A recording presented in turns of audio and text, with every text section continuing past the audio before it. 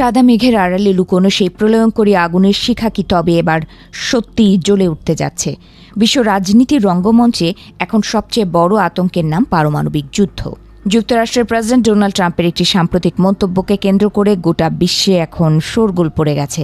খবর পাওয়া যাচ্ছে যে ইরান ইস্যুতে ট্রাম্প হয়তো শেষ পর্যন্ত পরমাণু অস্ত্র ব্যবহারের পথেই হাঁটতে পারেন। যদিও আপাতত যুদ্ধবিরতিতে রাজি হয়েছে ইরান, ট্রাম্পও তার জায়গা থেকে একরকম পরাজয় মেনে নিয়েছেন, তবে সব শঙ্কা শেষ হয়ে যায়নি। ঘটনার সূত্রপাত হয়েছিল বেশ কয়েক বছর আগে, যখন সাংবাদিক জো স্কারবেরো একটি বিস্ফোরক তথ্য ফাঁস করেছিলেন। তিনি দাবি করেছিলেন ট্রাম্প তার বিদেশ নীতি নির্ধারণী দলের সাথে 1 ঘণ্টার বৈঠকে অন্তত 3 বার জানতে চেয়েছিলেন কেন আমেরিকা পরমাণু অস্ত্র ব্যবহার করতে পারবে না। সে সময় অনেকেই এই দাবিকে গুজব বলে উড়িয়ে দিয়েছিলেন, কিন্তু বর্তমান ভূ রাজনৈতিক প্রেক্ষাপটে সেই পুরনো আশঙ্কা নতুন করে ডালপালা মেলতে শুরু করেছে। সম্প্রতি ট্রাম্পের একটি সোশ্যাল মিডিয়া পোস্ট আগুনের ওপর ঘি ঢালার মতো কাজ করেছে। সেখানে তিনি সরাসরি পারস্য সভ্যতাকে ধ্বংস করে দেওয়ার হুমকি দিয়েছেন। এই হুমকির পরই সামরিক বিশ্লেষকরা নড়ে চড়ে বসেছেন। তারা মনে করছেন ট্রাম্পের এই মানসিকতা কেবল রাজনৈতিক বাগাড়ম্বর নয়, বরং এক ভয়াবহ যুদ্ধের পূর্বাভাস। আমেরিকার পরমাণু অস্ত্র ব্যবহারের চূড়ান্ত ক্ষমতা যেহেতু কেবল প্রেসিডেন্টের হাতেই থাকে, তাই কংগ্রেসের এখানে বিশেষ কিছু করার থাকে না। ইরানের সাথে চলমান উত্তেজনায় আমেরিকা এখন এক কঠিন চোরাবালিতে আটকা পড়েছে। যুদ্ধের ময়দানে ইস্পাহান বা খার্ক দ্বীপের মতো গুরুত্বপূর্ণ কৌশলগত স্থানে মার্কিন বাহিনী যদি বড় কোনো বাধার সম্মুখীন হয়, তবে ট্রাম্প হয়তো পিছু হটবেন না। পরাজয় মেনে নেয়ার চেয়ে তিনি যুদ্ধের তীব্রতা বহু গুণ বাড়িয়ে দিতে পারেন বলে ধারণা করা হচ্ছে। আর এই তীব্রতা বৃদ্ধির চূড়ান্ত রূপ হতে পারে পারমাণবিক বোমার ব্যবহার। ইতোমধ্যেই মার্কিন সামরিক বাহিনীর উচ্চপদস্থ কর্মকর্তাদের মধ্যে অস্থিরতা লক্ষ্য করা যাচ্ছে। বিমান বাহিনীর জেনারেল ভ্যান কেইন গত ফেব্রুয়ারিতেই ইরানের ওপর হামলার পরিণাম নিয়ে সতর্ক করেছিলেন, কিন্তু শোনা যাচ্ছে যে ট্রাম্প প্রশাসন সেই সতর্কবাণী কানেই তোলেনি। এমনকি বেশ কয়েকজন জেনারেল আকস্মিকভাবে পদত্যাগ করেছেন বলেও গুঞ্জন শোনা যাচ্ছে। ধারণা করা হচ্ছে যুদ্ধের কৌশল নিয়ে মতবিরোধের কারণেই তারা সরে দাঁড়িয়েছিলেন।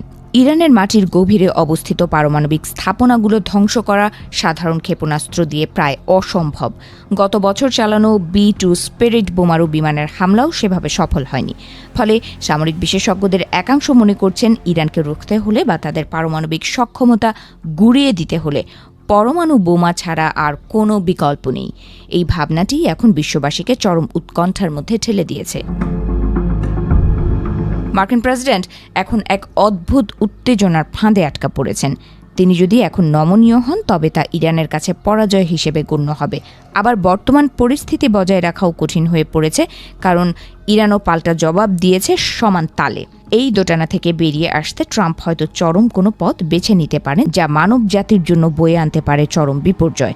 দ্বিতীয় বিশ্বযুদ্ধের পর বিশ্ব আর কোনো পারমাণবিক হামলা দেখেনি। হিরোশিমা ও নাগাসাকির সেই ক্ষত আজও ইতিহাসের পাতায় দগদগে। কিন্তু বর্তমান পরিস্থিতি বলছে আমরা গত কয়েক দশকের মধ্যে সবচেয়ে বেশি পারমাণবিক যুদ্ধের কাছাকাছি অবস্থান করছি।